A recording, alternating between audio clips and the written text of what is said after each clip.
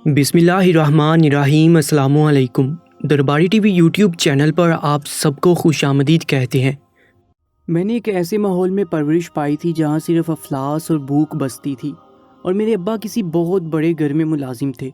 घर में दादा दादी और कुंवारे चचा फुफ्फो के अलावा हम 3 बहन भाई भी रहते थे, जिसकी वजह से अब्बा की कमाई खींच तान कर भी पूरी नहीं होती थी, और हर बार महीने के आखिर में घर के बड़ों को अक्सर फाका करना पड़ता था।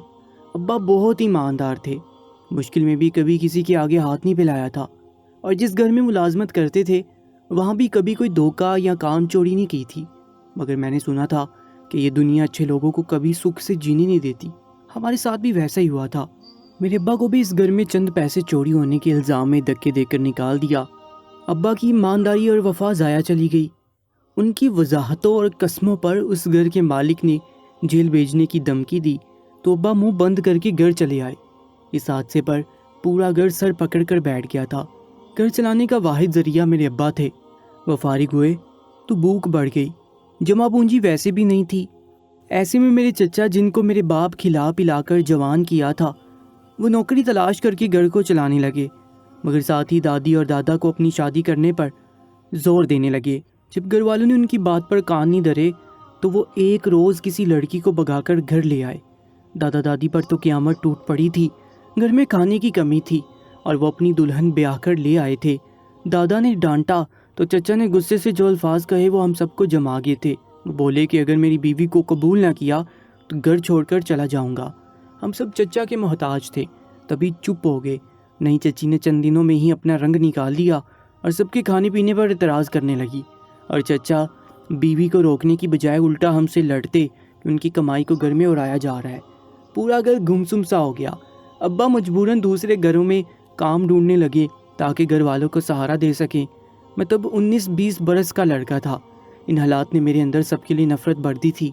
ज़माने की बेरहमी ने मुझ में जहाँ पैसे की लालच भर दी थी, वहीं ये भी सीख लिया था कि दुनिया में सबसे ज़रूरी चीज़ पैसा है, और पैसा हासिल करने के लिए चाहे जितना पस्ती में गिरना पड़े गिरता रहूं, मगर हाथ आई रकम को कभी भी नहीं ठुकराना चाहिए। मैं अपने स्कूल का ज़हीन लड़का था, मगर अब मुझे सिर्फ काम की तलाश थी। मैं घर में बहुत सारा पैसा देकर चचा और उसकी बदफितरत बीवी को नीचा दिखाना चाहता था, इसलिए मैंने मुल्क से बाहर नौकरी तलाश करना शुरू कर दी। मुझे किसी ने बताया कि अरबी लोग अपने घर पर काम करने वाले नौकरों को भी इतनी तनख्वाह देते हैं कि उनकी फैमिली पाकिस्तान में ऐश करती है। एक दोस्त का बड़ा भाई सऊदीया में नौकरी करता था। उस दोस्त से मिन्नत करके मैंने अपने लिए काम ढूंढा, और जब काम मिला तो बाहर जाने का इंतज़ाम करने के पैसे नहीं बचे। मैंने देखा था कि दादी ने इतने मुश्किल हालात में भी मेरी फुफ्फो के लिए सोने का कुछ जेवर जमा कर रखा था, जो उनको अपनी माँ से विरसे में मिला था। पुराना जेवर था, इसलिए भारी था। मैं जानता था दादी मुझे ऐसे जेवर नहीं देगी, और मेरे अंदर अब वैसे भी अखलाकियात ख़त्म हो चुकी थी। मैंने मौका देखकर दादी का जेवर चुरा लिया और बेचकर बमुश्किल बाहर जाने के पैसे पूरे किए। जो ही इंतज़ामात मुकम्मल हुए, मैं घर वालों को एक ख़त में अपने जाने का बताकर सऊदीया चला गया। वहाँ मैंने एक अरबी के पास मुलाजमत कर ली थी। कुछ दिन तो मैंने ईमानदारी और तवज्जो से काम किया और काम से काम रखा, मगर फिर जो जो दिन गुजरते गए मेरी फितरत ने मुझे घर के हर मामले की खोज लगाने पर मजबूर कर दिया। मुझे उस अरबी की बीवी पहले रोज़ से कुछ अजीब सी लगी थी। मुझे शक सा गुजरा कि वो अरबी औरत नहीं है, हालांकि वो औरत बहुत एहतियात से रहती थी। मगर मुझ जैसा यार लड़का उसकी सुनगुन लेने लगा तो उसका आधा अधूरा सच मेरे सामने आ ही गया था। एक रोज़ मैंने उसको फ़ोन पर किसी से बात करते हुए सुन लिया, और जो अल्फाज मैंने सुने थे मुझे हैरत से गुम कर गए थे। वो औरत उर्दू में अपने घर वालों से बात कर रही थी, जिससे मुझे अंदाज़ा हुआ कि वो अरबी औरत नहीं है। मैंने इस सच को पहचाना तो इस्तेमाल करने की कोशिश करने लगा। मुझे लगा ये बात उस अरबी से छुपी हुई है कि उसकी बीवी अरबी औरत नहीं है। मगर कुछ दिन बाद जब मैं उस अरबी की बीवी से बात करने वाला था कि उसने अपने शोहर के सामने भी फ़ोन पर उर्दू में बात की, मेरा जोश बाप बनकर उड़ गया। मैं ब्लैकमेलिंग करके ऊपर की कमाई का सोच बैठा था, क्योंकि मेरा यहाँ काम बनते ही जब घर वालों से राब्ता हुआ तो दादी ने मुझे खूब बुरा भला कहा था। सब समझ गए थे कि मैं दादी का जेवर बेचकर बिरोने मुल्क आया हूँ। मैंने घर वालों को यकीन दिलाया था कि अब जल्द मैं घर के हालात बदल दूंगा और हम सबको चचा और चची की मोहताजी नहीं रहेगी। मेरे दिलासों और सुहाने ख्वाब दिखाने पर सब घर वाले कुछ खुश हुए। हालांकि मेरी माहाना तनहा روکھی سوکھی کھانے والوں کے لیے بہت زیادہ تھی، مگر جب انسان کو ایک بار پیسے کا لالچ ہو جائے تو وہ کبھی اتنے پر خوش نہیں رہتا جتنا بآسانی اسے مل رہا ہو، اور میرے ساتھ ایسا ہی ہو رہا تھا۔ میں مسلسل ہاتھ پیر مار رہا تھا کہ میں اپنی تنخواہ کے علاوہ بھی پیسہ بنا سکوں، اور جلد مجھے اس کا نہایت سنہری موقع بھی مل گیا، جس کے بعد میں ایک تگڑی رقم اپنے پاس بچانے لگا تھا۔ مجھے اس گھر میں کام کرتے ہوئے بھی چند ماہ ہوئے تھے کہ ایک روز مالک کے کمرے کی صفائی کرتے ہوئے مجھے ایسا محسوس ہوا جیسے باتھ روم کے دروازے کے ساتھ کوئی اور دروازہ بھی تھا، مگر دیوار پر ایسا ڈیزائن بنا ہوا تھا کہ فرق کرنا مشکل ہو رہا تھا۔ میں نے ہاتھ بڑھا کر اس جگہ پر زور دیا تو ایک دروازہ کھل گیا۔ میں چونک گیا۔ کمرے میں ایک خفیہ دروازہ ہونے کا مطلب اس گھر کا کوئی راز دفن تھا، یہاں کوئی خفیہ کام اس گھر میں ہو رہا تھا۔ میں جانتا تھا کہ اگر میں نے اس بڑے گھر کا راز جان لیا تو یا مجھے پیسے دے کر چپ رہنے کی تاکید کی جائے گی، یا پھر مجھ جیسے غریب لڑکے پر پیسہ ضائع کرنے کا تکلف نہیں کیا جائے گا، مجھے مار کر کسی جگہ پر دبا دیا جائے گا۔ موت سے مجھے ڈر نہیں لگتا تھا، اور دوسری راہ مجھے پھر سے لالچ میں مبتلا کر گئی تھی، جس کی وجہ سے میں نے جلدی سے اس کمرے میں قدم رکھا اور موبائل کی ٹارچ جلا کر بٹن تلاش کرنے لگا۔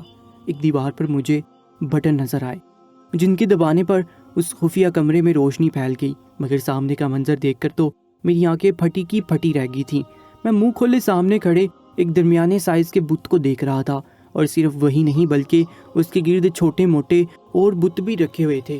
ویسے تو اس گھر میں سجاوٹ کے طور پر بہت سے بت رکھے ہوئے تھے، مگر ان میں فرق تھا۔ میرے سامنے کوئی عام بت نہیں تھا، بلکہ ہندوؤں کے خاص بت تھے جن کو وہ اپنا خدا مانتے تھے۔ اس کمرے میں دیواروں کے پاس چمکتے دمکتے لباس ہینگر پر کھڑے ہوئے تھے، اور درمیان میں گویا مندر ہی کھلا ہوا تھا۔ مجھے اس منظر نے حیران کر دیا تھا، اور ابھی میں وہ سب سمجھنے کی کوشش کر رہا تھا کہ میرے پیچھے کھٹکا ہوا۔ اپنی چوری پکڑے جانے پر میں نے گھبرا کر پیچھے پلٹ کر دیکھا تھا، اور میری آنکھیں مزید پھیل گئی تھیں۔ وہاں دروازے پر اس عربی کی بیوی کھڑی تھی، اس کے چہرے پر خوف و ہراس پھیلا ہوا تھا۔ یقیناً وہ مجھے اپنے خفیہ جگہ پر دیکھ کر گھبرا گئی تھی۔ میں نے یکدم خود کو سنبھالا اور حیرت بڑے لہجے میں بولا کہ ایک مسلمان عربی مرد نے ایک ہندو لڑکی سے شادی کیسے کر لی، حالانکہ ان سے نکاح ہی جائز نہیں ہوتا۔ اس پر وہ عورت جلدی سے میرے پاس آئی اور میرا بازو دبوچ کر جھٹکا دیتے ہوئے بولی کہ تم اس کمرے میں کیسے آئے؟ ہماری خفیہ جگہ پر آنے کی اجازت کس نے دی تمہیں؟ وہ عورت غصہ ہو رہی تھی اور بولی کہ پہلے روز سے جانتی ہوں تم میری جاسوسی کر رہے ہو، یقیناً تم یہاں کسی خاص مقصد سے آئے ہو۔ میں نے اپنا آپ چھڑواتے ہوئے اس عورت کو اپنی سچائی بتائی اور کہا کہ میں ایک عام سا لڑکا ہوں، میرا جاسوسی کرنے کا کوئی ارادہ نہیں تھا، لیکن مجھے صفائی کرتے ہوئے یہ کمرہ نظر آیا تو میں تجسس کے ہاتھوں مجبور ہو کر اس میں داخل ہو گیا۔ لیکن وہ عورت مطمئن نہیں ہوئی تھی، اسے خوف محسوس ہو رہا تھا کہ میں یہ سچ اپنے مالک کو بتا دوں گا۔ سچ تو یہ تھا کہ تب میں نے اس عورت کو بلیک میل کرنے کا نہیں سوچا تھا، جو میں نے اس کی زبان جان کر یہ سوچا تھا اور سچائی نکلنے پر مایوس ہوا تھا، تو تب میں نے مان لیا کہ شاید ان میاں بیوی میں کوئی بات راز نہیں ہے۔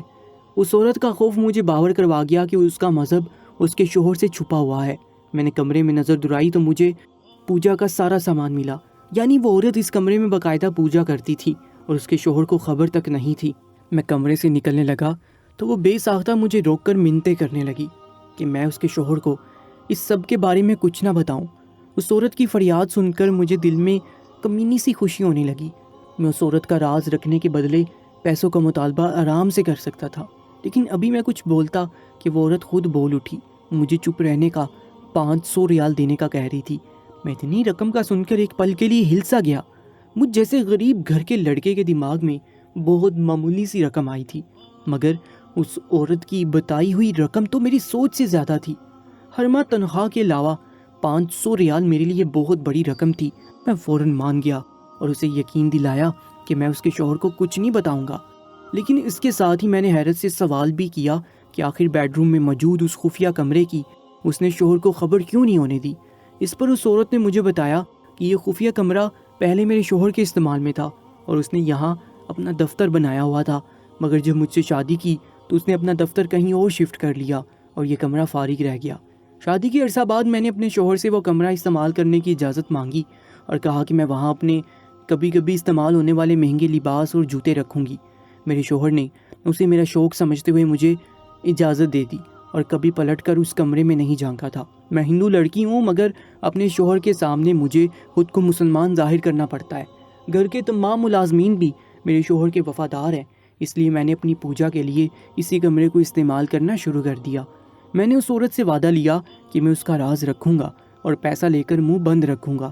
مجھے بھی ایک ساتھ بڑی رقم لینے کی بجائے ہر ماہ بڑی رقم لینا مناسب سمجھا، اور اس روز کے بعد اس بات کو کسی کے سامنے نہیں دہرایا۔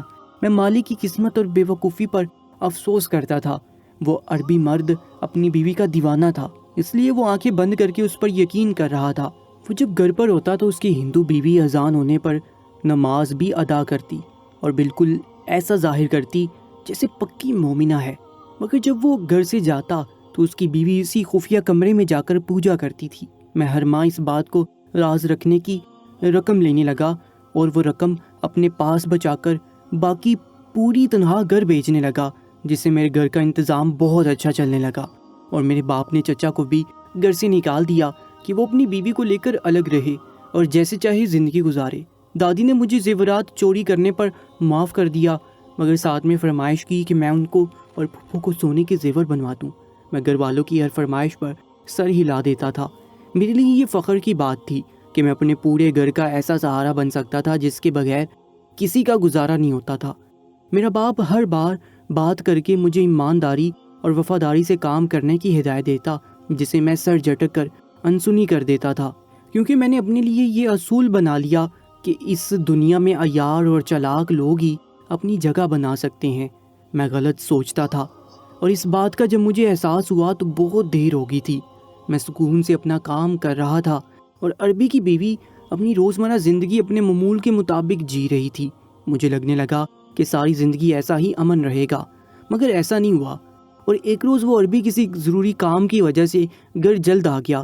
میں اسے دیکھ کر ہاس باختہ ہو گیا، کیونکہ اس وقت اس عربی کی بیوی اپنے اسی خفیہ کمرے میں بیٹھ کر پوجا کر رہی ہوتی تھی۔ میں اس کو روک بھی نہیں سکتا تھا، کیونکہ میں عربی زبان نہیں جانتا تھا۔ میں بکھلایا ہوا سا اپنے مالک کو اس کے کمرے میں جاتا ہوا دیکھ رہا تھا۔ اگر وہ اپنی بیوی کا راز جان جاتا تو مجھے اس راز کے پیسے ملنا بند ہو جاتے، جو میرے لیے نقصان تھا۔ میں دل میں دعا کرنے لگا کہ وہ ہندو عورت اپنے اس خفیہ کمرے سے نکل آئی ہو، مگر کچھ ہی دیر بعد وہ عربی اپنے کمرے سے نکل کر عربی میں اپنی کسی ملازم سے اپنی بیوی کے بارے میں سوال کرنے لگا۔ مجھے تب شدت سے اس بات کا افسوس ہوا تھا کہ میں عربی زبان نہیں بول سکتا تھا، ورنہ میں اپنے مالک کو گھر کے کسی دوسرے حصے کا بتا کر مصروف کرتا اور اپنی مالکن کو بچا لیتا، مگر اس ملازم نے سر جھکا کر کوئی جواب دیا اور وہ عربی مرد سر ہلا کر کمرے میں واپس چلا گیا۔ یقیناً اس ملازم نے یہی بتایا تھا کہ مالکن اپنے کمرے میں ہی ہے۔ سب ملازمین اپنے کام میں مشغول ہوئے تو میں بہانے سے کمرے کے قریب گیا اور دروازے کو صفائی کرتے ہوئے بہانے سے ہلکا سا دھکیلا، جس سے دروازہ تھوڑا سا کھل گیا۔ میں نے اندر جھانکا تو سامنے کمرے میں کوئی نہیں تھا۔ مجھے لگا کہ شاید وہ عربی باتھ روم میں گیا ہو۔ میں اپنے پیسے بچانے کی لالچ میں اندھا ہو گیا تھا۔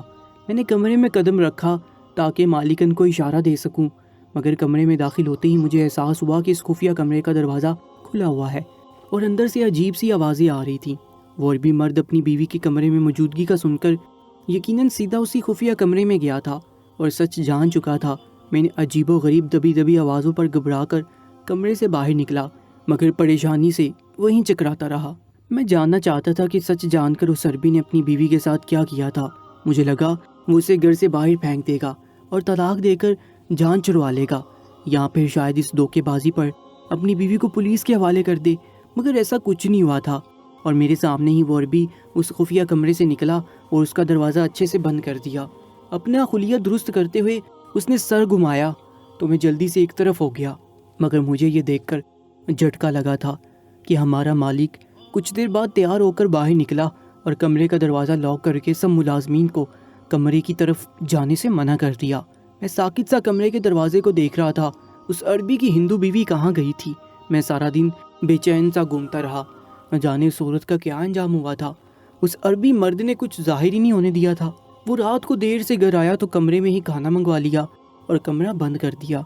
ایسا ہی چند روز چلتا رہا، مگر دوبارہ کسی نے اس عربی کی بیوی کو نہیں دیکھا تھا۔ باقی ملازمین بھی سوچ میں مبتلا ہو رہے تھے اور اکثر مالک کے کمرے کے دروازے کو دیکھ کر چہمگوئیاں کرتے نظر آتے تھے۔ میری طرح باقی سب کو بھی یہی تجسس ستا رہا تھا کہ ہماری مالکن کہاں گئی تھی۔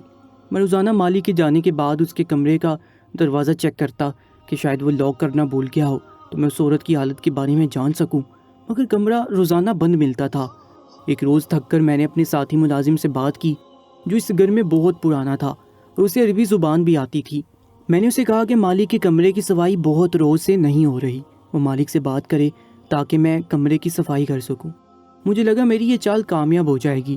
میں تب حیران رہ گیا جب اس ملازم کے بات کرنے پر مالک نے اپنی موجودگی میں مجھے بلایا اور میرے پر کھڑے ہو کر ساری صفائی کروائی۔ کمرے میں اس کی بیوی کا وجود کہیں نظر نہیں آ رہا تھا، جس کا مطلب تھا کہ وہ ابھی تک زندہ بھی تھی یا مر چکی تھی۔ صفائی مکمل ہوتے ہی مالک نے مجھے کمرے سے بھیج دیا۔ میں مایوسی سے سر جھکا کر نکل آیا اور اسی طرح چند روز مزید گزر گئے۔ وہ عربی روزانہ صبح اپنی نگرانی میں مجھ سے اپنے کمرے کی صفائی کرواتا اور مجھے نکال کر تیاری کرتا اور پھر گھر سے چلا جاتا، اور روزانہ کمرہ چیک کرنے پر مجھے دروازہ بند ملتا۔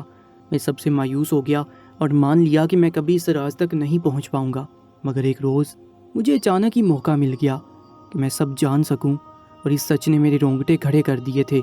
اس روز مالک مجھ سے صفائی کروا رہا تھا اور بولا کہ مجھے کہیں ضروری کام سے جانا ہے، تم صفائی کرو، تب تک میں تیاری کر لیتا ہوں۔ وہ اپنے کپڑے لے کر نہانے کے لیے چلا گیا۔ میں نے اسی وقت کا فائدہ اٹھاتے ہوئے پھرتی سے اس خفیہ کمرے کا دروازہ کھولا، اور سامنے جو منظر میں نے دیکھا وہ میرا دل بند کر گیا تھا۔ میں اس وقت تو پکڑے جانے کے خوف سے دروازہ پھر سے بند کرتا صفائی کرنے لگا، مگر وہ منظر میری آنکھوں میں جم گیا تھا۔ میں اس وقت تو پکڑے جانے کے خوف سے دروازہ پھر سے بند کرتا صفائی کرنے لگا، مگر وہ منظر میری آنکھوں میں جم گیا تھا۔ کچھ دن گزرے تو مالک کا مجھ پر یقین پکا ہو گیا کہ میں صرف صفائی کرتا ہوں، یہاں وہاں تانک جھانک نہیں کرتا۔ مجھ پر یقین ہوتے ہی وہ میری طرف سے لاپرواہ ہونے لگا، اور ایک روز میں صفائی کر رہا تھا کہ مالک نے مجھے اشاروں میں جلدی کام ختم کر کے جانے کا کہا اور خود تیار ہو کر چلا گیا۔ میں نے صفائی کرتے ہوئے 2-3 مرتبہ باہر جھانکا، مگر مالک نظر نہیں آیا تھا۔ میں نے اسی ملازم کو بلایا جو اردو عربی دونوں جانتا تھا۔ میرے پوچھنے پر اس نے بتایا کہ مالک جا چکا ہے اور اسے ہدایت دے گیا ہے کہ میں جیسے ہی صفائی مکمل کر کے کمرے سے نکلوں وہ کمرہ بند کر دے۔ یہ سن کر میرے جسم میں بڑکی روح دوڑ گئی تھی۔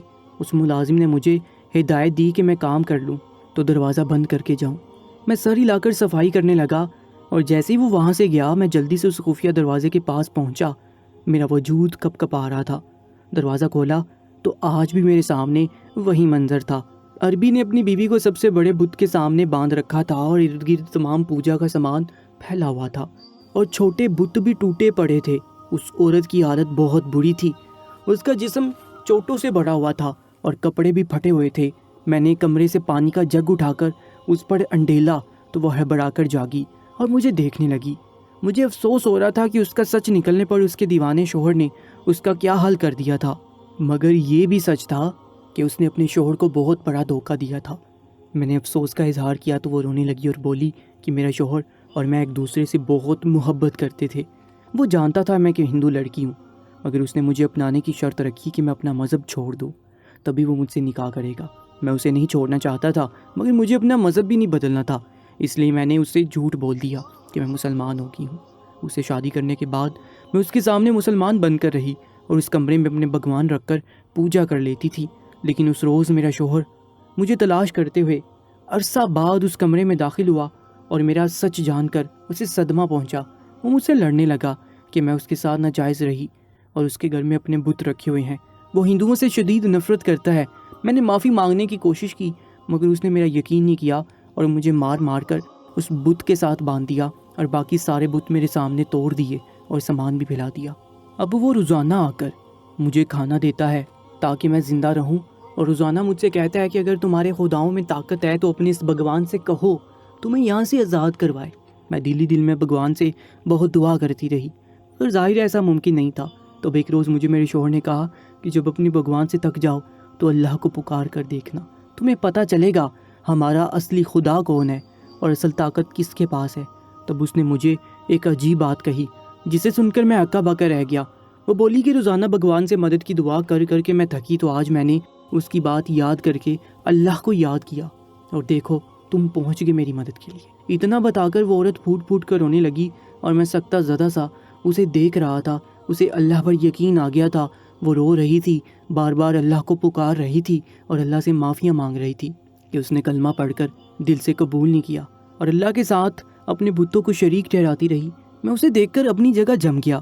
وہ تو ایک ہندو عورت تھی جو اب اللہ پر ایمان لے آئی تھی، مگر میں جو مسلمان تھا اس کا ایمان کتنا کمزور تھا کہ ہر بار ضرورت پڑنے پر دھوکہ دینے، چوری کرنے کا ہی سوچتا رہا، کبھی اللہ سے مدد نہیں مانگی۔ میں اپنا محاسبہ کر رہا تھا کہ پیچھے سے میرا مالک آ گیا۔ میں اپنے مالک کے پاؤں پکڑ کر معافی مانگنے لگا کہ میں نے اسے دھوکہ دیا اور اس کے کمرے کا خفیہ دروازہ کھولا۔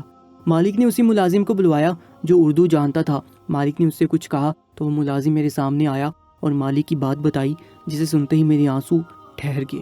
وہ بتا رہا تھا کہ میرا مالک جان بوجھ کر اب مجھے آزاد چھوڑ چکا تھا، کیونکہ وہ جانتا تھا میں تب تک اندر نہیں جاؤں گا جب تک اللہ کی مرضی نہیں ہوگی۔